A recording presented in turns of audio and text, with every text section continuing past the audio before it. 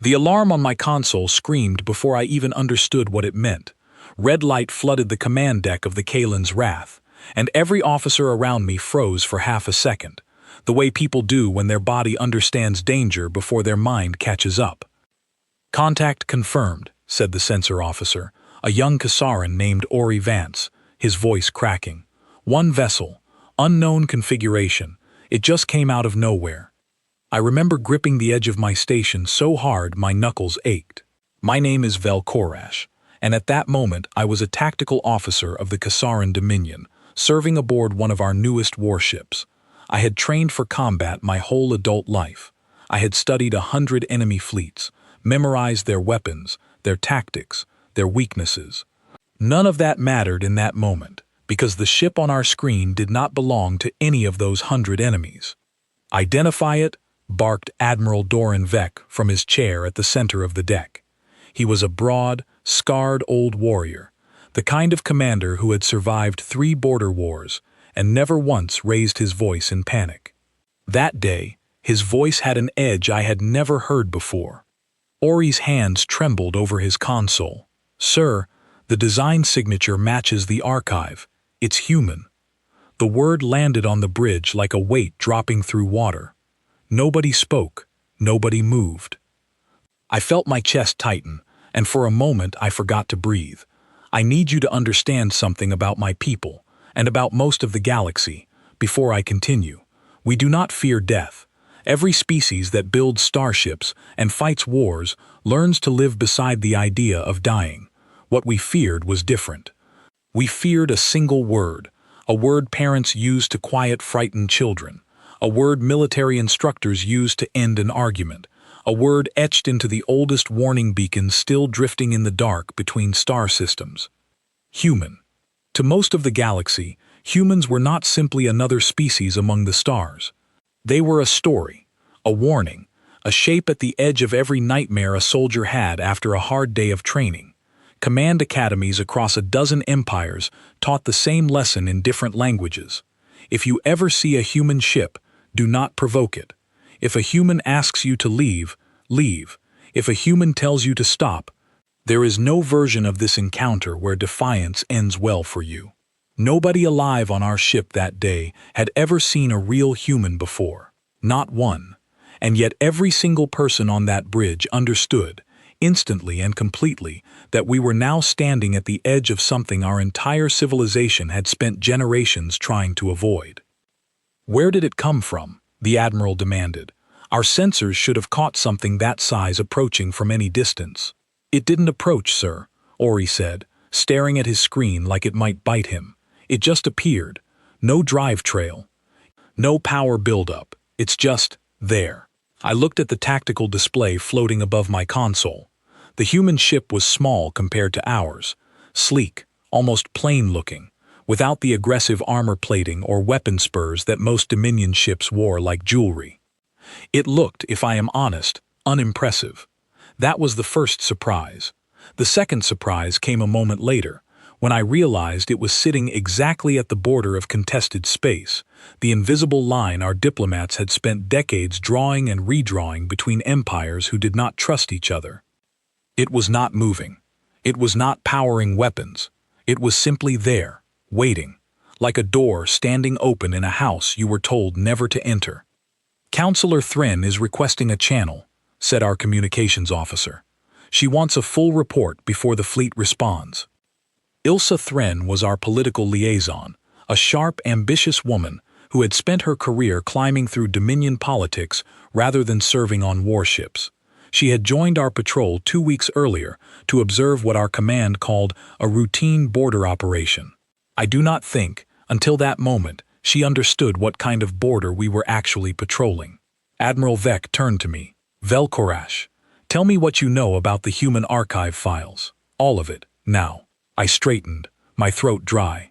Every cadet in the Dominion Fleet Academy studied the same 3 lessons about humans, though most instructors treated them more like folklore than history.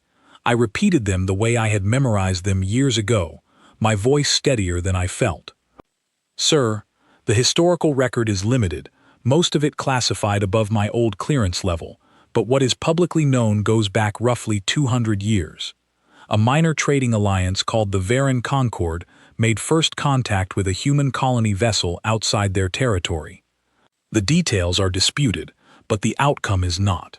The Concord attempted to seize the vessel, believing it was undefended. Within 11 days, the Concord's military capability in that sector no longer existed. Not destroyed in the way we understand destruction, sir. Disabled. Every warship crippled, every weapons platform disarmed, every soldier alive. The humans did not attempt to conquer Concord territory afterward. They simply left a warning beacon in orbit and withdrew. And the warning? Vec asked, though I suspected he already knew. It said humans do not seek territory or conquest, but will always answer force with overwhelming and controlled force. It asked that no one test that answer again. The bridge was silent, except for the hum of the engines beneath our feet. That's it? Counselor Thren's voice came through the comm, sharp and skeptical.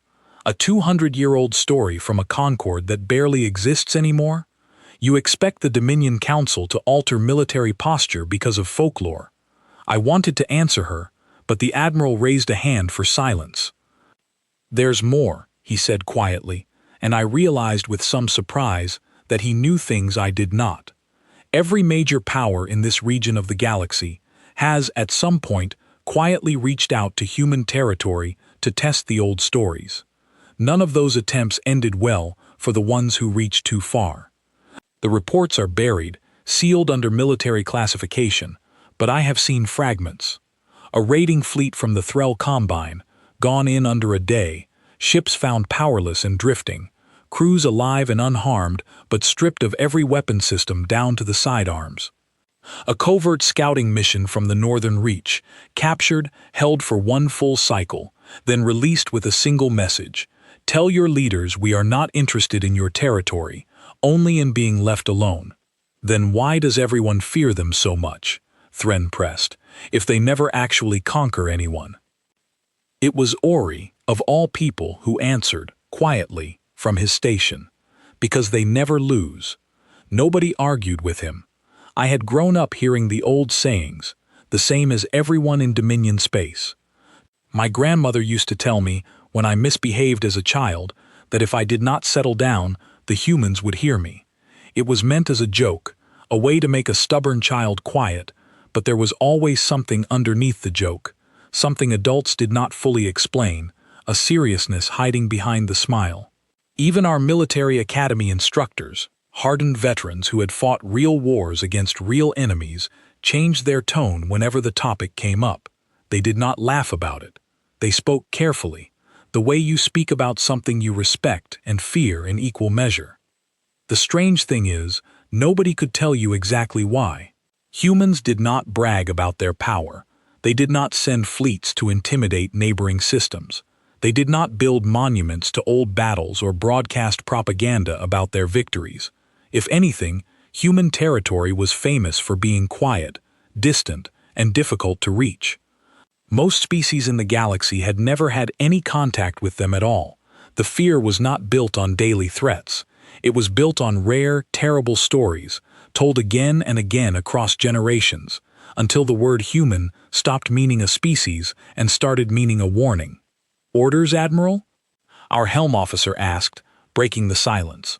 Vec did not answer immediately. He stared at the human ship on the display, small and calm and patient at the edge of our claimed territory, and I could see the calculation running behind his eyes. He was a career soldier. He had spent his whole life learning that strength answers strength, that hesitation in front of an enemy invited disaster. Every instinct built into him by decades of service was telling him to show force, to assert Dominion authority over contested space the way he had done 100 times before against 100 other rivals. But this was not a rival. This was the one name every officer in the fleet had been taught to treat differently from all the rest.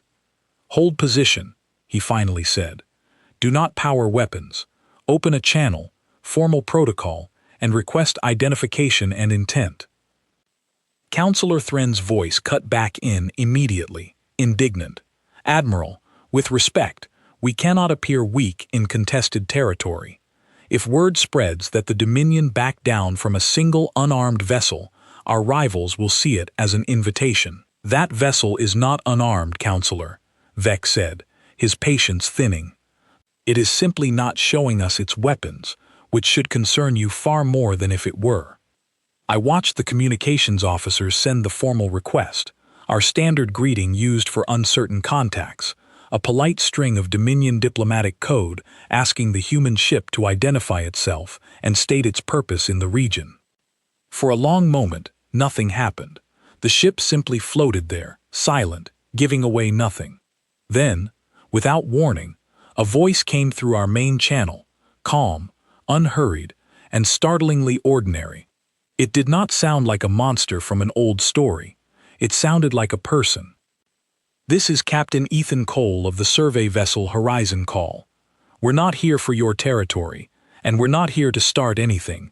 We picked up unregistered activity near this border and came to take a look. If this space belongs to you, we'll move on. No trouble intended. The bridge exhaled as one. I saw shoulders drop, just slightly, around the room.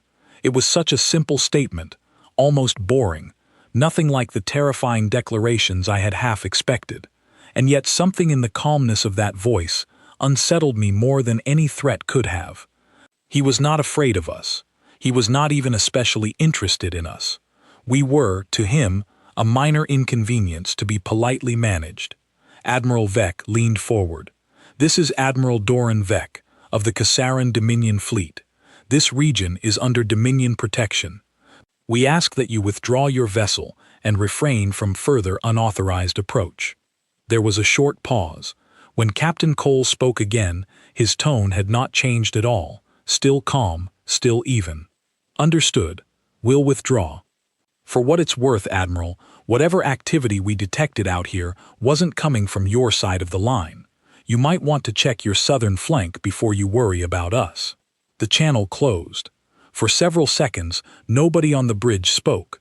Then the sensor officer's console chimed with an urgent alert, and Ori's face went pale as he read it. "Sir," he said, "he's right. There's a second contact, unregistered, powered weapons, moving fast, bearing directly for our southern patrol line. It's not human, it's Threll Combine."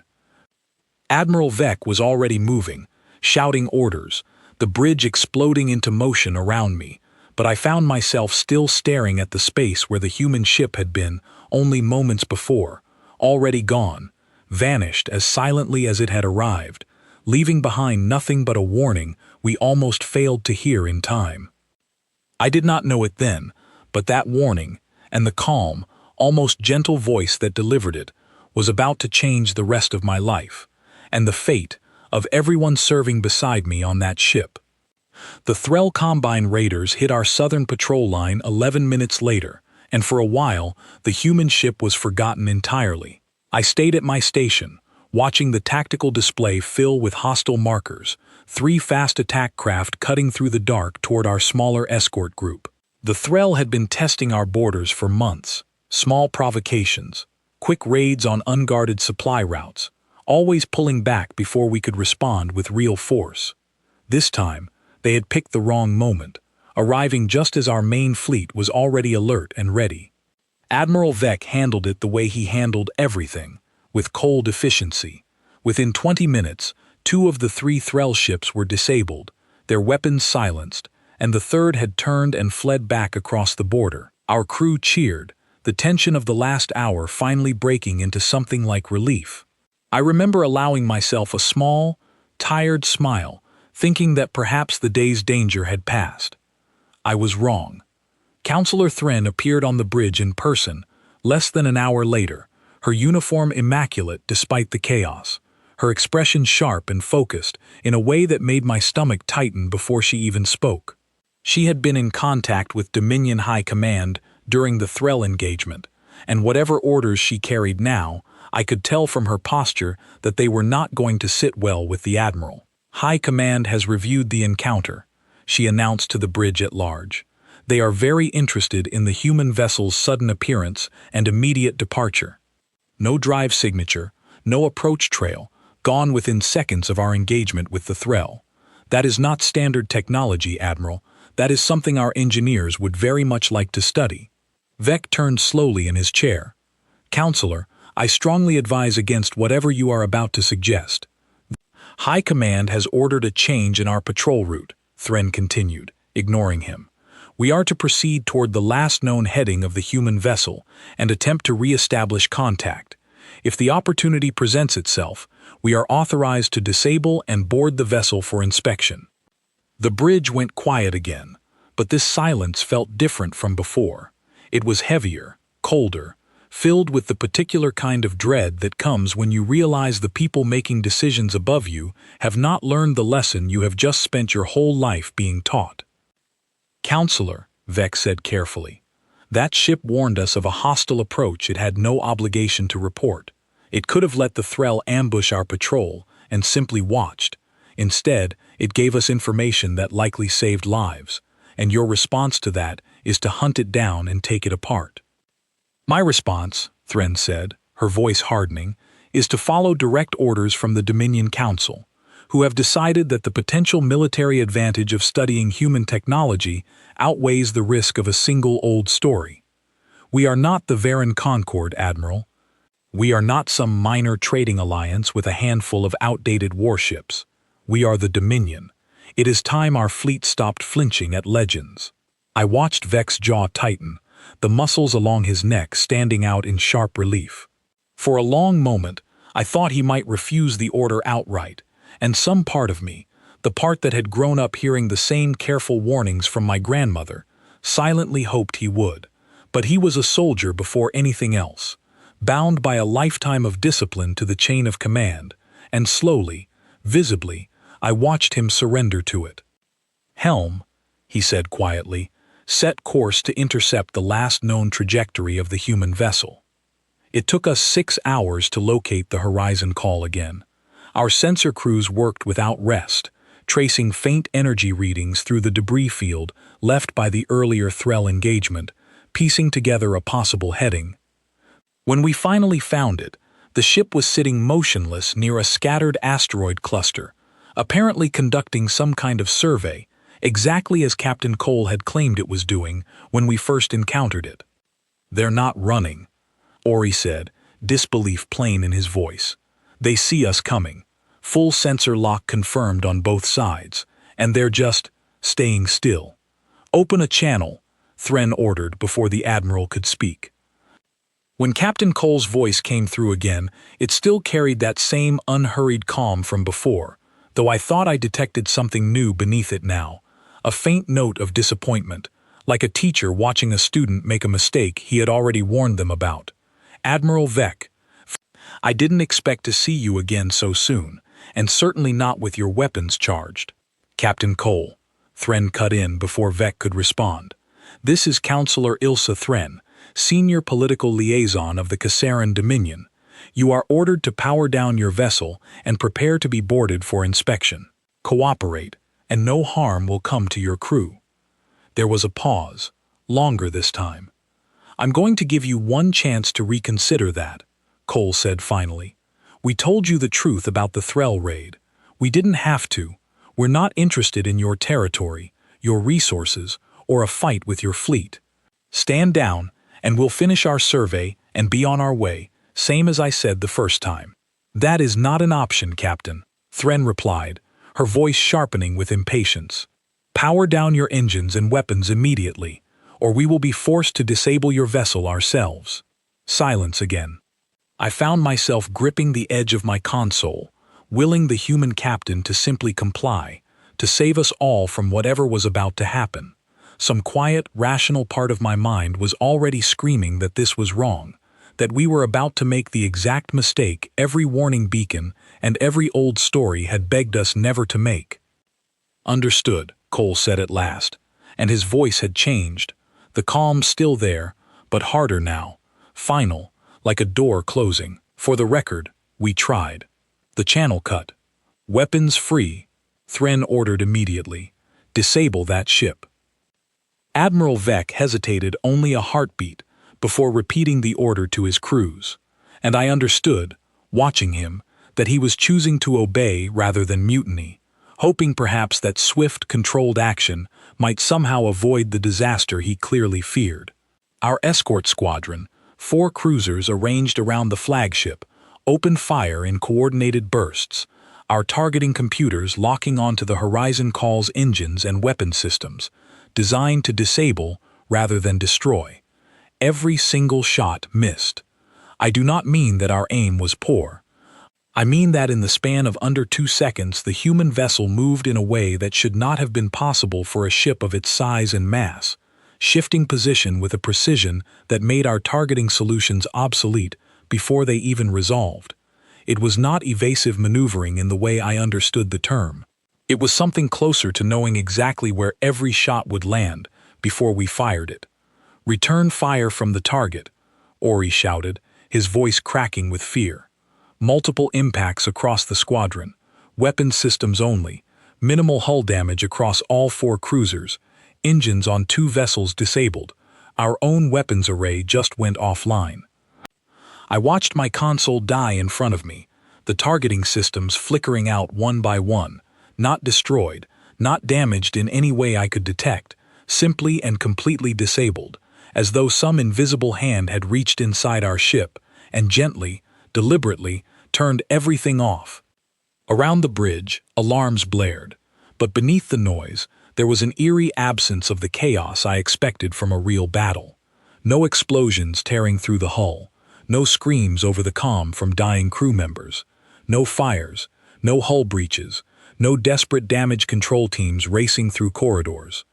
Our ship simply went quiet, disarmed, powerless, drifting in space exactly as our military academy instructors had described in those careful, distant lessons I had never quite believed until this moment. "Report," Vec demanded, his voice tight. "All weapons offline across the squadron," Ori said, staring at his readout, as if it might change if he looked hard enough. "Shields at 0 output. Engines on our ship are still functioning, sir, but every offensive system, everything, gone. It's the same across all 4 cruisers. Nobody's hurt. There's no damage beyond the weapons and shield arrays. It's like they reached in and switched us off." Counselor Thren stood frozen at the center of the bridge, her earlier confidence draining visibly from her face, replaced by something I had never seen on her before. Fear, plain and unguarded. The comm crackled back to life. "Admiral," Captain Cole's voice returned, and the calm had come back into it, though now it carried a weight that made the hair along my arms rise. "Your ships are disabled, not destroyed. Nobody on your crews has been harmed. I'd like to keep it that way, but that decision is entirely up to whoever gives the next order on your side." Vec stood slowly from his chair, and for the first time since I had served under him, I saw something like humility settle over his features. "Captain Cole, this is Admiral Vec. We are standing down. No further hostile action will be taken from this fleet. You have my word." "Appreciated," Cole said simply. "For what it's worth, Admiral, I don't think this was your call to begin with. I could hear it in your voice the first time we spoke.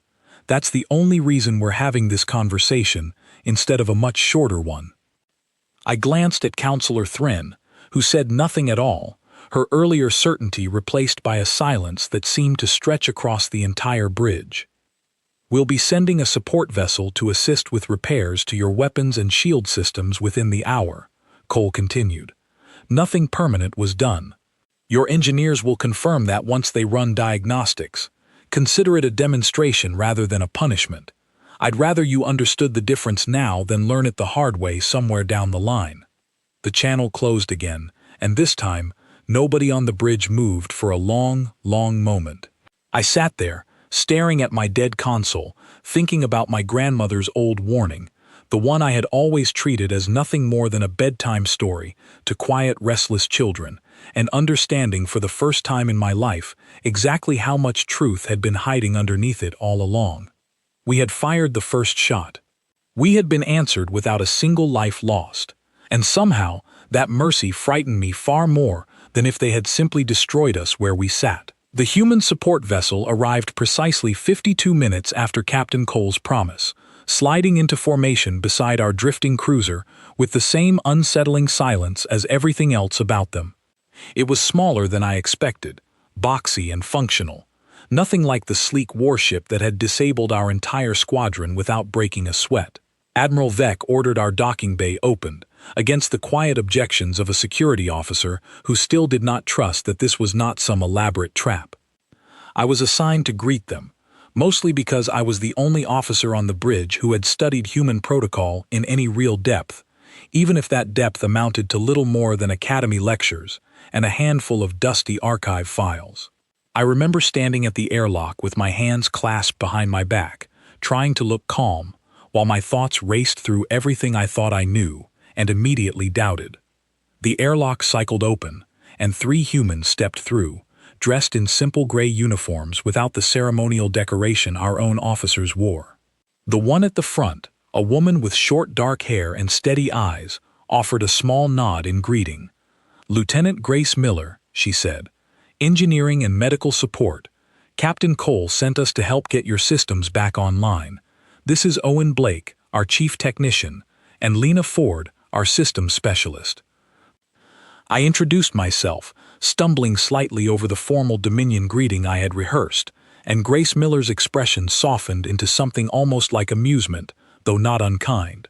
"You don't have to be so stiff about it," she said. "We're not here to inspect you, we're here to fix what we broke." "You did not break anything, Lieutenant," I said carefully. "You disabled it. There is a difference, I think, though I confess I am still adjusting to understanding what that difference means." She studied me for a moment, something thoughtful passing behind her eyes. "That's a fair way to put it. Lead the way to your primary systems core. We'll want to check the weapons array and shield generators first. Make sure nothing was left in a state that could fail on you later." I walked with her through the corridors of our own ship, feeling strangely like a guest rather than a host, watching as the crew we passed stared at our human visitors with a mixture of fear and open curiosity. Grace Miller did not seem to notice, or if she did, she chose not to react to it, moving through our ship with the calm efficiency of someone who had done this exact thing many times before in places far stranger than ours. "May I ask you something, Lieutenant?" I said as we reached the access corridor leading down toward the system's core. "Go ahead. Why did your captain choose to disable our weapons rather than destroy our ships outright? We fired on you first. By any standard of warfare I have studied, that would have justified a full response." Grace Miller was quiet for a moment, her steps slowing slightly as she seemed to consider how to answer. "Because destroying you wouldn't have taught your fleet anything, except how to hate us a little more before the wreckage stopped drifting. Disabling you means your admiral gets to go home and explain to his superiors exactly what happened, in detail, with his own crew alive to confirm it. A dead fleet doesn't send a very useful message. A fleet that got its weapons switched off in under 2 seconds and came home to tell the story does." "That sounds almost like mercy," I said. "It's not mercy," she said simply, "it's efficiency. Mercy would be letting you keep shooting at us until you got tired. We just ended the conversation the fastest way that didn't require anyone dying over it." I did not know how to respond to that, so I said nothing, and we continued in silence until we reached the systems core, where Owen Blake and Lena Ford were already unpacking equipment I did not recognize, tools that hummed faintly with a kind of quiet, contained power. Our chief engineer, a nervous older Kassaran named Dessa Kor, watched the humans work with poorly hidden suspicion, hovering close enough to observe everything they did, but too anxious to actually assist. Grace Miller noticed this almost immediately, and rather than ignoring it, she paused what she was doing and turned to address Dessa directly. "You're welcome to work alongside us," she said. "It's your ship. We'd rather show you what we're doing than just do it behind your back and leave you wondering." Dessa hesitated, clearly unused to being invited into a process she had assumed would exclude her, but after a moment, she stepped forward, and I watched as Grace Miller patiently began explaining what she was doing to the weapon relay systems, using terms simple enough for Dessa to follow, answering every question without a trace of impatience or condescension. It was such a small thing, and yet it struck me deeply. I had expected arrogance from the beings my entire culture feared, the quiet certainty of a conqueror who did not need to explain himself to lesser species. Instead, I found something closer to a teacher's patience, a willingness to share knowledge rather than hoard it as a source of power. We worked for nearly 2 hours before the incident happened. I was standing near the main console, watching Owen Blake run a diagnostic sequence through our damaged shield generator when the ship shuddered violently beneath us, alarms flaring to life across the system's core. Dessa cried out in alarm, and for a moment, panic gripped the room as several console readouts began flashing warnings I did not fully understand. Containment breach in secondary power junction, Lena Ford said, her voice sharp but controlled, already moving toward the affected panel. Residual energy from the disabling pulse must have destabilized one of your backup relays. It's not catastrophic, but if it's not handled in the next few minutes, it could cascade into the main reactor line. I felt my pulse spike with fear, watching the warning lights multiply across the room, remembering old stories of ships lost to exactly this kind of failure, crews evacuating into the cold dark because a single overlooked malfunction spiraled beyond control. Dessa was already reaching for the emergency evacuation controls, her hands shaking, when Grace Miller's calm voice cut through the rising panic. "Nobody needs to evacuate," she said, moving to the affected panel alongside Owen Blake with an unhurried confidence that seemed almost impossible given the chaos around us. "Owen, reroute auxiliary power through the secondary conduit. I'll handle the containment field manually. Lena, keep monitoring the reactor line and tell me the moment output starts climbing." They worked in perfect coordination, without raised voices, without the frantic energy I would have expected from a crew facing a potential catastrophic failure. Grace Miller's hands moved across the damaged panel with quick, precise motions, and within perhaps 90 seconds, the flashing warnings across the room began, one by one, to steady and fade. "There," she said quietly, stepping back from the panel and letting out a slow breath, the first sign of real effort I had seen from her since she boarded our ship. "Containment restored. Reactor line is stable.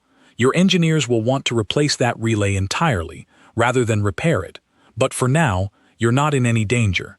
Dessa stood frozen, staring at the now quiet console, her hands still trembling slightly from the adrenaline of the last few minutes. "That could have destroyed the entire ship," she said quietly. "How did you know exactly what to do, that quickly?" Grace Miller offered her a small, tired smile. "Because I've handled worse than this, more times than I'd like to count, in situations a lot less forgiving than a docked, disabled ship with plenty of hands available to help. This was almost easy, honestly." I found myself watching her with a growing sense of quiet astonishment, the kind that comes when a belief you have held your whole life quietly begins to crack apart and reveal something far more complicated underneath. I asked, before I could stop myself, what could possibly be worse than this?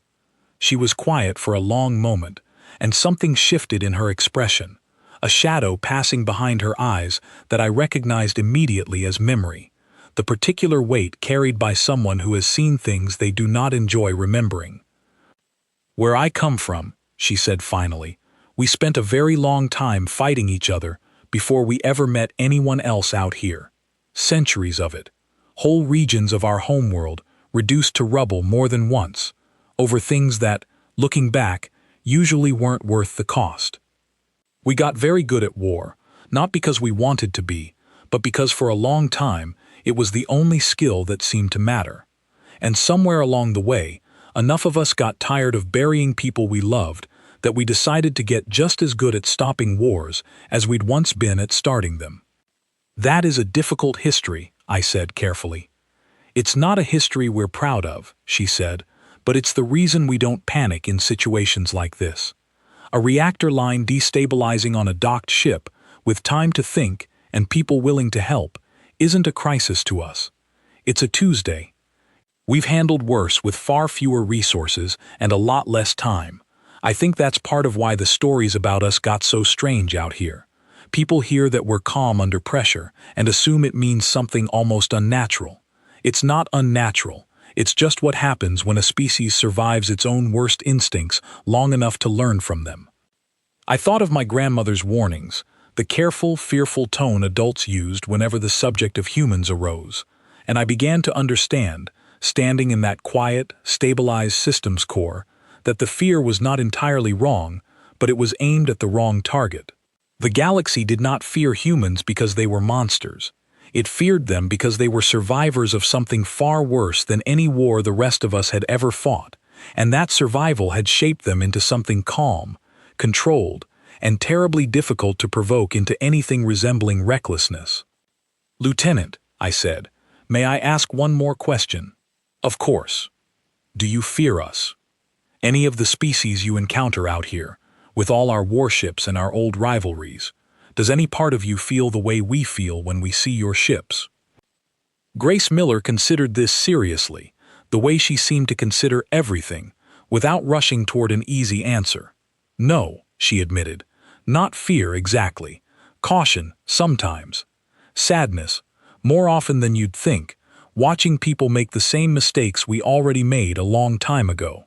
But not fear. I think that's the part your stories always get wrong. We're not out here because we enjoy being feared. Most of us would honestly prefer it if nobody needed to fear us at all." By the time repairs were finished and the human support vessel prepared to depart, something had changed in me that I could not fully put into words. Admiral Vec came down personally to see them off, and I watched the two commanders exchange a formal, respectful farewell, the tension of earlier hours replaced by something quieter and more complicated. Not friendship, not yet, but perhaps the beginning of something that might one day resemble understanding. As Grace Miller stepped back through the airlock, she paused and looked back at me. "For what it's worth, Velkorash, you asked better questions than most people do on their first real contact with us. That matters more than you probably realize." I did not know how to respond, so I simply offered the small, respectful bow my culture reserved for moments of genuine gratitude, and she returned it, a little awkwardly, clearly unfamiliar with the gesture, but willing to try anyway. The airlock sealed, and the human vessel departed as quietly as it had arrived, leaving our ship repaired, our crew shaken, and my own understanding of the galaxy fundamentally and permanently rearranged. I returned to the bridge that evening and filed my official report for Admiral Vec, but long after the official words were written and submitted, I found myself still turning over Grace Miller's words in my mind, unable to shake the feeling that everything I thought I understood about the galaxy's greatest fear had been, in some important way, incomplete. It would take the events of the following weeks and the desperate, fearful debates that consumed the Dominion Council before I fully understood exactly how incomplete that understanding truly was. Word of the encounter reached Dominion High Command within hours, and within days it had spread far beyond military channels, into news networks, trade councils, and the private conversations of ordinary citizens across every Kassaran colony. I had expected outrage, perhaps even calls for retaliation, but what actually happened surprised me more than the encounter itself. Fear moved through the Dominion like a slow tide, quiet and persistent, seeping into places that had never before given the old stories about humans any serious thought. I was summoned to testify before the full Dominion Council 2 weeks later, a request that left me equal parts honored and terrified. I had never addressed anyone above the rank of admiral in my career, and now I found myself standing in the grand circular chamber at the heart of Dominion political power, facing rows of counselors whose decisions shaped the lives of billions across dozens of star systems. Counselor Thren was there as well, seated near the front, her earlier confidence replaced by a careful, guarded silence that told me she had spent the last 2 weeks defending her decision to more than a few unhappy superiors. Officer Velkorash, began the council's presiding chair, an elderly Kassaran named Halvin Osa, whose reputation for caution was well known throughout the fleet. You were present for both the initial contact and the subsequent engagement with the human vessel known as the Horizon Call. The Council would like your first-hand account and your honest assessment of the threat this species represents to Dominion interests. I took a slow breath, remembering Grace Miller's calm voice explaining the reasoning behind their restraint, and I chose my words carefully.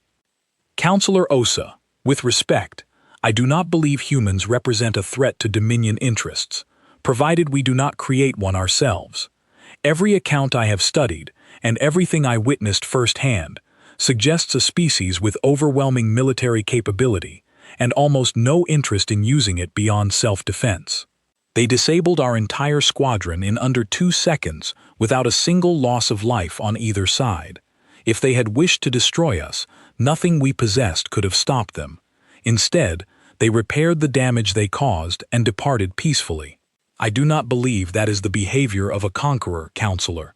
I believe it is the behavior of a species that has already learned, through terrible experience, exactly how costly conquest truly is.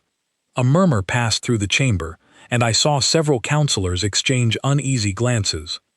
And yet, interjected a sharp-voiced counselor from the eastern provinces, a woman named Karen Vosk, this species possesses the power to erase us entirely, should they ever choose to do so. Are we simply meant to trust their restraint indefinitely? To build our entire defense policy around the hope that they remain content to leave us alone? I understand the concern, Counselor, I replied, but I would ask you to consider the alternative. If we treat every encounter with them as a threat, requiring aggressive response, we risk provoking the very outcome we fear most. Their restraint is not guaranteed forever, but it appears to be their default posture, extended to every species that does not force their hand. The Varan Concord discovered this 200 years ago, and nothing since has contradicted it. Counselor Osa raised a hand for quiet, studying me with an expression I could not quite read. You mentioned the term elite forces earlier in your written report, officer. Where does that designation actually originate? I have heard it used throughout my entire career, and yet I confess I have never known its true source.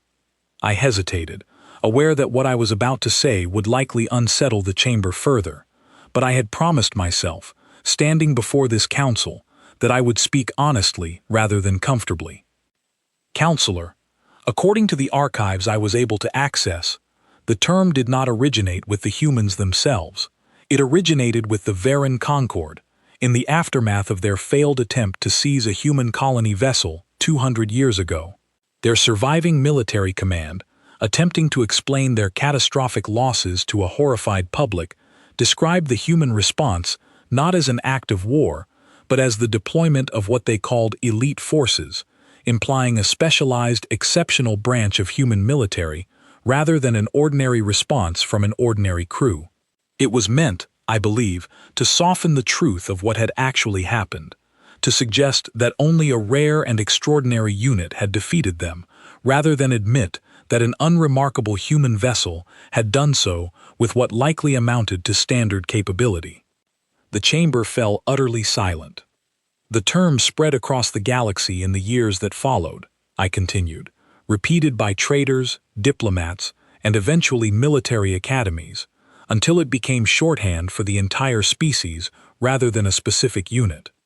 But if my research is correct, and if the humans I have personally spoken with are any indication, there may be no such thing as an actual elite force among them, at least not in the way the term implies.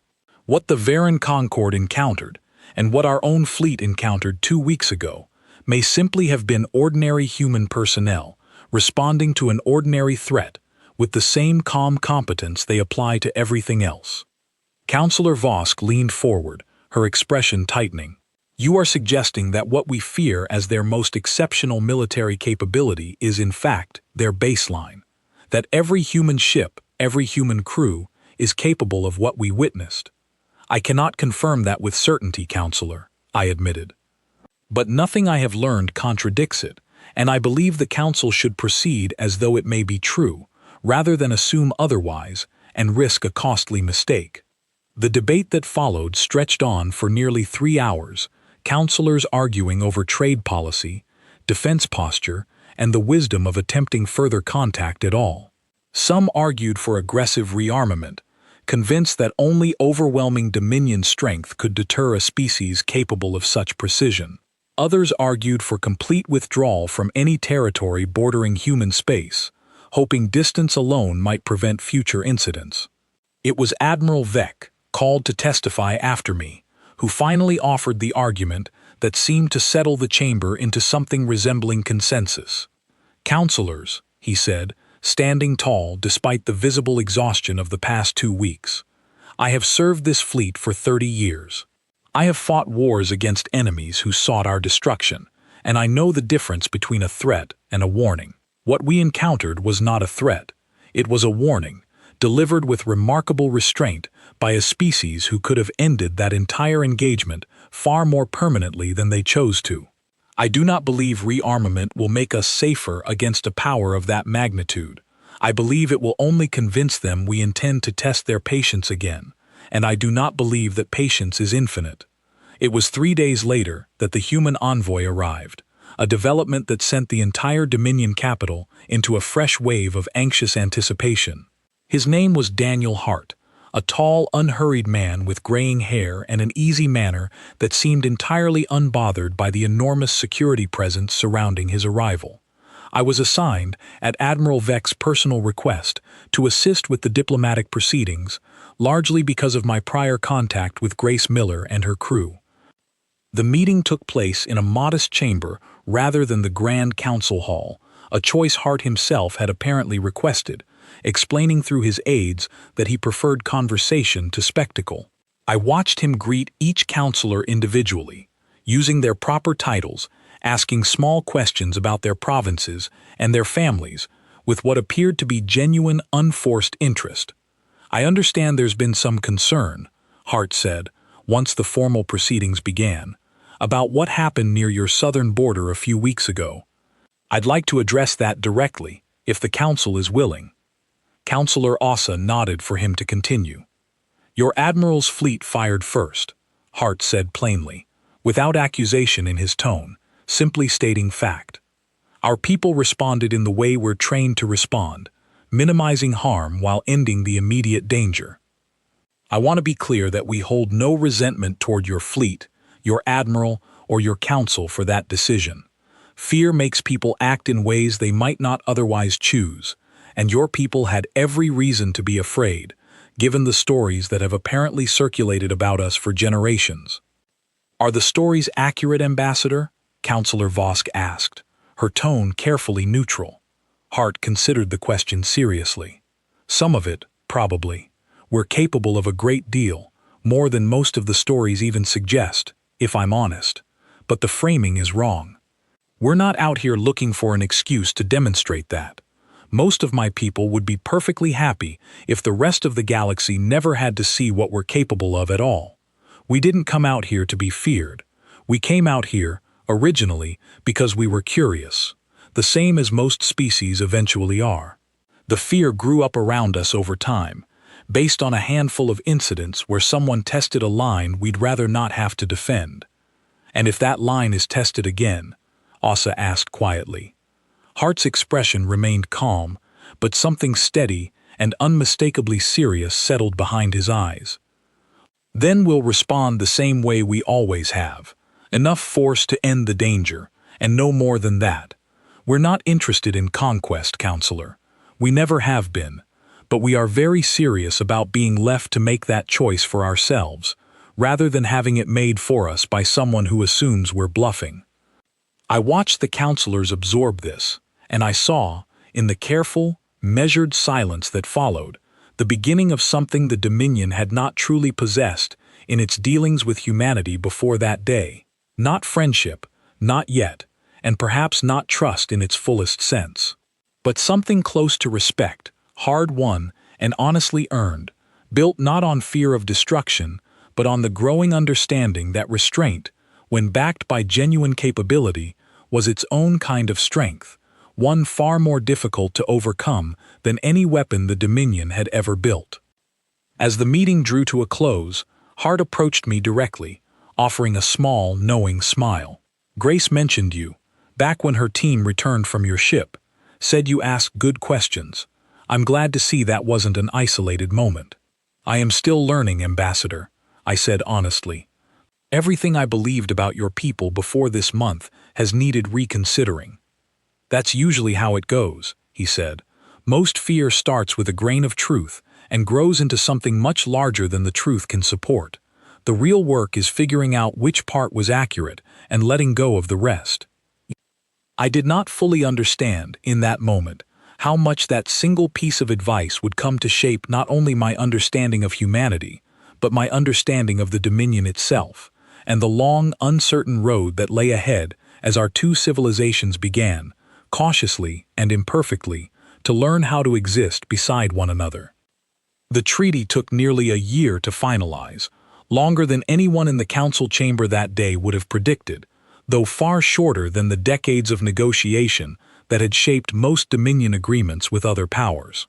It was not a treaty of alliance, not exactly, and it was certainly not a treaty of surrender, despite what a small but vocal group of critics within the Dominion continued to claim in the years that followed. It was, more than anything, a treaty of boundaries, a careful agreement about where Dominion territory ended and human interests began, along with a set of protocols for contact, trade, and communication that both sides could follow without fear or confusion clouding the process. I was promoted shortly after the signing, given a new post as a liaison officer attached to the growing diplomatic mission between our two civilizations, a role I never would have imagined for myself back when I was simply a tactical officer watching red alarms flash across a bridge I feared might not survive the hour. Grace Miller and I remained in occasional contact over the following years, exchanging messages across the growing network of communication relays that slowly connected our territories, and through her, I came to understand humanity not as a monolithic force to be feared, but as a wide, varied civilization full of the same disagreements, doubts, and ordinary struggles that defined my own people. Not everyone within the Dominion adjusted so easily. Councillor Thren resigned from her post within the year, unable to fully recover from the political fallout of her decision to order the attack on the Horizon Call, though I always believed, in some private corner of my thoughts, that she had learned more from that failure than most of her critics ever gave her credit for. I saw her once, years later, at a public gathering in the capital, and she approached me quietly, almost hesitantly, an unusual posture for a woman I remembered as endlessly certain of herself. "I still think about that day," she admitted, her voice quieter than I remembered it. "I keep waiting to feel angry about how it turned out, and I never quite manage it. Mostly, I just feel grateful they were as patient as they were. A lot of people paid for my mistake with their careers. Almost nobody paid for it with their lives. I don't think that was luck." "No," I agreed. "I do not think it was luck either." It was nearly 3 years after the initial encounter that I witnessed, firsthand, the clearest demonstration of exactly what Ambassador Hart had tried to explain to the Council that day in the quiet meeting chamber. A newly formed alliance along the galaxy's far eastern reaches, a coalition of minor powers calling themselves the Ashland Compact, had grown restless watching the Dominion's careful new relationship with human territory. Where the rest of the galaxy had absorbed the lesson of restraint, the Ashland Compact chose instead to see opportunity, convinced that the old stories about humanity had been exaggerated by frightened neighbors unwilling to test the truth for themselves. I was present, as part of the expanding diplomatic mission, when reports began arriving of an Ashland strike force moving toward a lightly defended human outpost near the edge of contested space, a small research colony with minimal military presence, chosen, it seemed, precisely because it looked like an easy target. I remember the tension in our mission offices as the reports came in, old fears briefly resurfacing among Dominion staff who had only recently begun to relax around the idea of human neighbors. The engagement, when it came, lasted less than 4 minutes. The full report reached us 2 days later, relayed through official human channels with the same calm, matter-of-fact tone I had come to recognize as characteristic of their military communications. The Ashland Strike Force, 6 vessels strong, had approached the outpost expecting minimal resistance. What they found instead was a single automated defense platform and a handful of lightly armed personnel who, rather than retreating or panicking, calmly disabled every attacking vessel using tactics eerily similar to what I had witnessed firsthand years earlier. No Ashland lives were lost.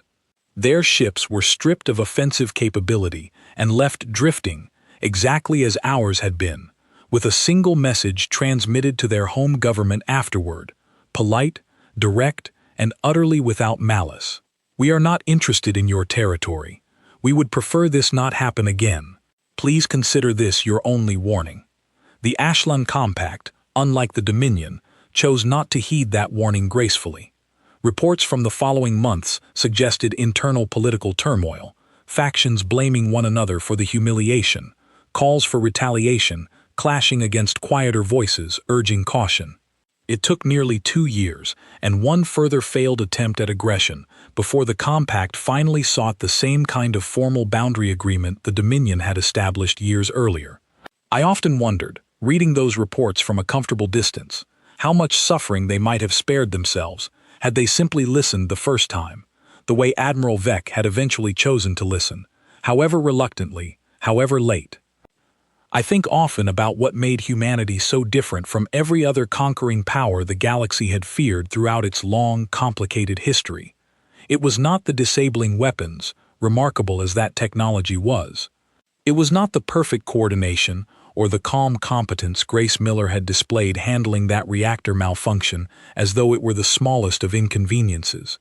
It was something quieter than all of that. Something I only fully understood after years of working alongside human counterparts in the diplomatic mission, watching them handle crisis after crisis with the same unshakable steadiness. They had already fought their worst war, long before they ever reached the stars, against themselves. They had already learned, at a cost none of them liked discussing in detail, exactly how much destruction their own species was capable of inflicting, when fear and pride were allowed to run unchecked. By the time they arrived among the rest of us, they carried that lesson with them like a scar that never fully healed, and it shaped everything about how they approached conflict afterward. They did not need to prove their strength to anyone, because they already understood, more intimately than any other species I had ever encountered, exactly what that strength could cost, if it was ever used carelessly. The galaxy had learned to call them elite forces, a title born from fear, from the desperate need of a defeated power to explain away its own failure without admitting the plain, uncomfortable truth. But the humans I came to know, over years of careful, patient friendship, never used that title for themselves. They simply called themselves human, an ordinary word for an ordinary people who had, through terrible experience, learned to be extraordinary only when the situation truly demanded it, and never a moment before. I am older now, writing this account from my office within the joint diplomatic mission, surrounded by records of the many small agreements and quiet negotiations that have slowly, steadily built something resembling genuine friendship between our two civilizations. Grace Miller retired from active service some years ago, though we still exchange messages regularly, and I count her, without hesitation, among the closest friends I have made in a long and eventful career. Ambassador Hart continues his work, older now himself, still carrying that same unhurried patience I first witnessed in that quiet meeting chamber so many years ago. My grandmother passed away not long after the treaty was signed, and I remember visiting her in her final months, telling her about everything that had happened, about the human officers I had come to know, about the strange, unexpected friendship growing between our peoples. She listened carefully, the way she always had, and when I finished, she smiled a small, knowing smile I did not fully understand until much later. "I always told you," she said, "that if you did not behave, the humans would hear about it. I never told you they were monsters, child. I only ever told you they were listening. There is a difference, if you think about it carefully enough." I did think about it, many times over the years that followed, turning her words over in my mind the same way I once turned over Grace Miller's careful explanations, and Ambassador Hart's quiet warnings, and Admiral Vec's hard-won humility. I came to understand, eventually, that the galaxy's oldest fear had never really been about human strength at all. It had been about human patience, about the unsettling knowledge that a species capable of such overwhelming power chose, again and again, restraint instead of conquest, discipline instead of domination, quiet resolve instead of the loud, desperate displays of force that every other empire seemed to rely on to prove its worth. The galaxy prayed never to face them, not because humans were monsters waiting to devour the stars, but because everyone understood, in that deep, instinctive way old fears are understood, that a power capable of such terrible things and choosing, every single time, not to use them beyond what was necessary, was somehow more frightening than a power with no restraint at all. It meant the choice was always theirs to make. It meant peace, for all of us living alongside them, was a gift rather than a guarantee, offered freely by a people who had already learned, at unimaginable cost to themselves, exactly what the alternative looked like. I do not know what the coming centuries will hold for either of our civilizations, human or Kassaran, or for the many others now slowly, cautiously building their own understanding of what it truly means to share the galaxy with humanity. But I know this much, from everything I witnessed and everyone I came to know across these long, transformative years. The old stories were wrong about why to fear them. They were never monsters, hiding behind a title born of someone else's failure and fear. They were simply people who had already survived the worst war imaginable, and chosen, every day since, not to start another one, unless someone left them absolutely no other choice at all. That, I have come to believe, is the truest and most enduring lesson of everything I witnessed, not a warning about power, but a quiet invitation to peace, extended again and again by a people who understood, better than anyone else among the stars, exactly what was at stake if that invitation was ever refused.